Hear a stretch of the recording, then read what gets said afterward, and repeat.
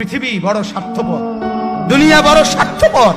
দুনিয়া কাউরে জায়গা দেয় না, দুনিয়া কাউরে জায়গা দেয় না।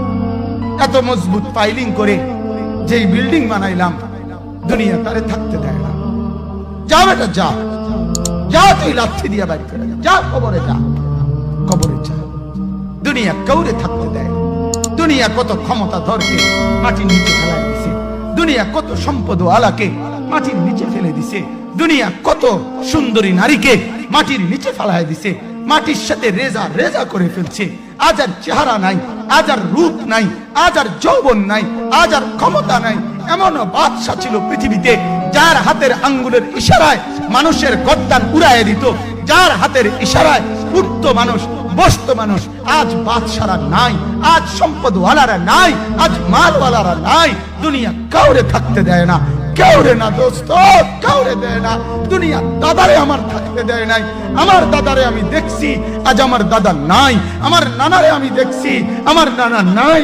আমার দাদিরে আমি দেখছি, আমার দাদি নাই। আমার নানিরে আমি দেখছি, আমার নানি নাই। আমার বাবারে আমি দেখছি, 14 লক্ষ টাকা বাবার পেনশনের আমি সব ডাক্তারের পিছনে খরচ করে ফেলছি, বাড়ির ফসলের জমি বিক্রি করে ফেলছি।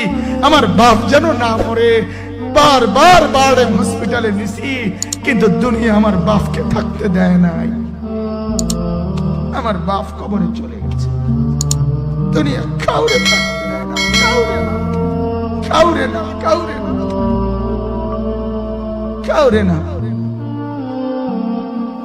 আমার বাপ দুনিয়া কাউরে থাকতে দেয় না। তুমি থাকবা না, তুমি থাকবা না।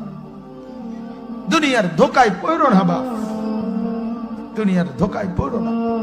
মাকে বুঝান, আজ মারা বেসামাল হয়ে গেছে, আজ বোনেরা বেসামাল হয়ে গেছে, বেপরদার উৎসব তুলে দিছে। এটা যেন আল্লাহর সাথে যুদ্ধ করছে। আল্লাহ করো না, না তুমি আরো কিছু দাও, আমরা বেপরদিকে ছাড়বো না। যুবক ছেলেগুলো যেন বলতেছে, আল্লাহ তুমি করোনা দেওয়ার চাই দাও। অশ্লীল ছবি দেখা, ফেসবুকে নর্তকী দেখা আমরা ছাড়বো না। দেখি তুমি কি করতে পারো, তুমি যা করার করো।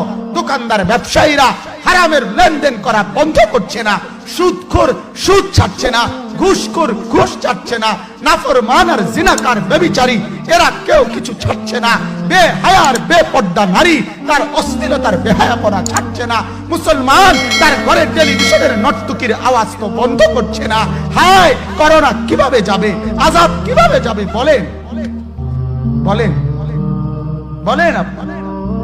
আমার বাপ ফেরাউনের উপরে তো আযাব এতদিন ছিল না, নমরুদের উপরে আযাব এতদিন ছিল না, সাদ্দাদের উপরে আযাব এতদিন ছিল না, কারুনের উপরে আযাব এতদিন ছিল না, লূত আলাইহিস সালামের কওমের উপরে আযাব এতদিন ছিল না, হুদ আলাইহিস সালামের কওমের উপরে আযাব এতদিন ছিল না, নূহ আলাইহিস সালামের কওমের উপরে এতদিন আযাব ছিল না। আজ আমরা মালিককে এই পরিমাণ নারাজ করছি, মালিক এত বেশি নারাজ। আজ 1 বছর হয়ে গেছে, 1 বছরের চাইতে বেশি হয়ে গেছে, কই করোনার মহামারীর আযাব তো যাচ্ছে না, গেছে গা বলে। আমাদের লক্ষ লক্ষ বাচ্চার পড়ালেখা বন্ধ, এরা নষ্ট হওয়ার চূড়ান্ত পর্যায়ে পৌঁছে গেছে।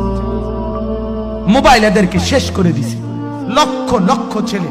গতকালকে এক মা আমার আত্মীয় ফোন দিয়া বলতেছে, সকাল 10টায় বাচ্চাটা ঘর থেকে মোবাইল লইয়া বাইর হইছে, রাতের 10টায় মা তারে ফোন দিয়া বলছে, বাপ ঘরে আসতি না, ভাত খাইতি না।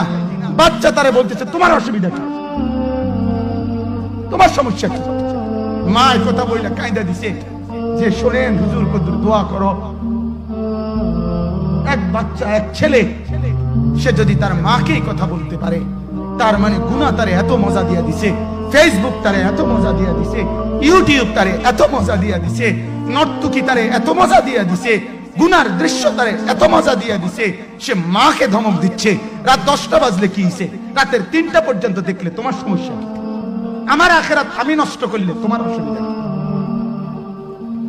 আমার জাহান্নাম আমি ঠিক করে নিলে তোমার সমস্যা কি? আল্লাহ আমাদেরকে মাফ করে দেন, আল্লাহ আমার জাতিকে মাফ করে দেন।